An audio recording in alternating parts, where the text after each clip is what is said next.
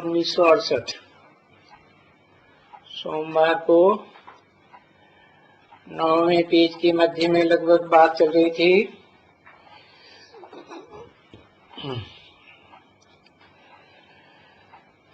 भक्ति मार्ग में कहते हैं कि आत्मा परमात्मा में लीन हो जाती है। जैसे बुदबुदे सागर में लीन हो जाते हैं। तो सागर कौन है? ज्ञान सागर चैतन्य में उसके संकल्पों में अपने संकल्पों को लीन करने की बात है। सागर के पास चले जाना है। ये समझते थे हो कि कहाँ सागर है, कहाँ रहते हैं। हम वहां सभी चले जाते हैं सागर के पास, और फिर वहां से अगली चतुर्युगी में रिटर्न सर्विस होती है। तो ये अभी सारा बुद्धि में बैठा ना कि कैसे हमारा सिजरा शुरू हुआ है।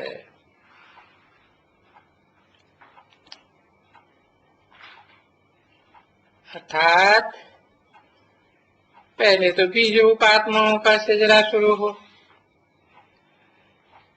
जिन्हें रुद्रगण कहा जाता है। रुद्राक्ष के गुण के है ना, बीज है। बीज माने बाप पितर।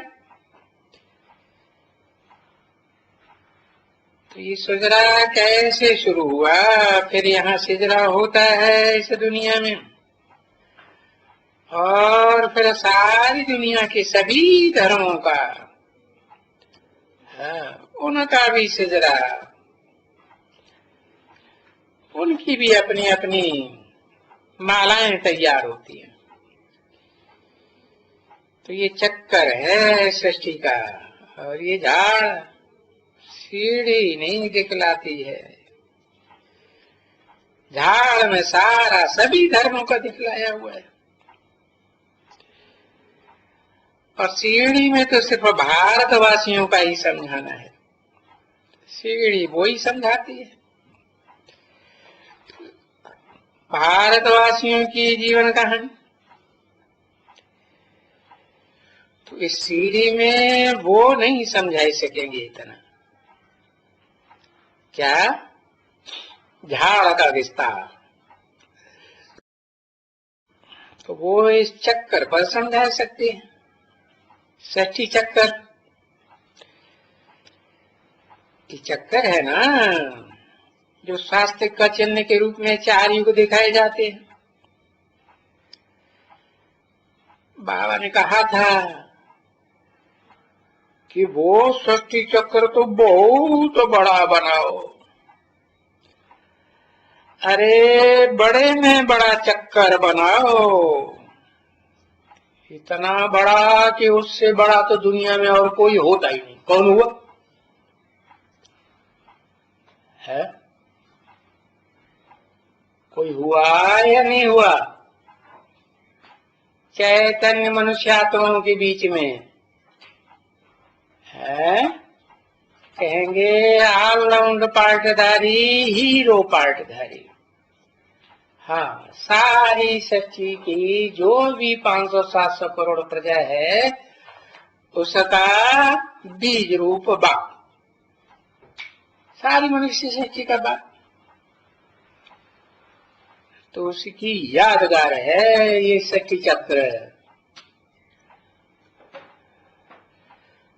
तो उसे इतना बड़ा बनाओ जो कोई भी यूरोपियन वगैरह देखें, विदेशी आत्माएं, तो वो समझ लेवें कि हम सब लोग इसी चक्कर के अंदर आते हैं। कब से?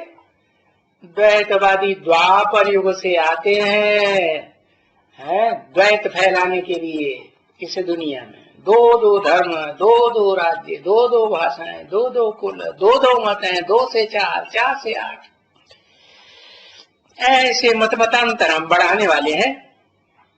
कौन? विदेशी आत्मा। और फिर कभी हमको पद मिलता है, कभी मिलता है, कोई को द्वापर में मिलता है, कोई को कलयुग में मिलता है।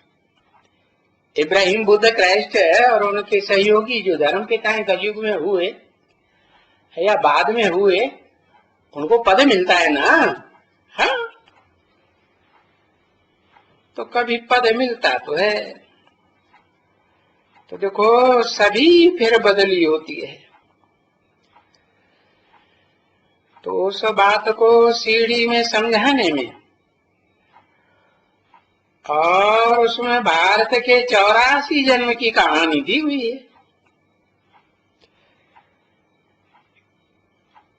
कि भारत वाली आत्मा जिसका अर्थ ही है ज्ञान की रोशनी में, भाव माने रोशनी में रत रहने वाला, लगा रहने वाला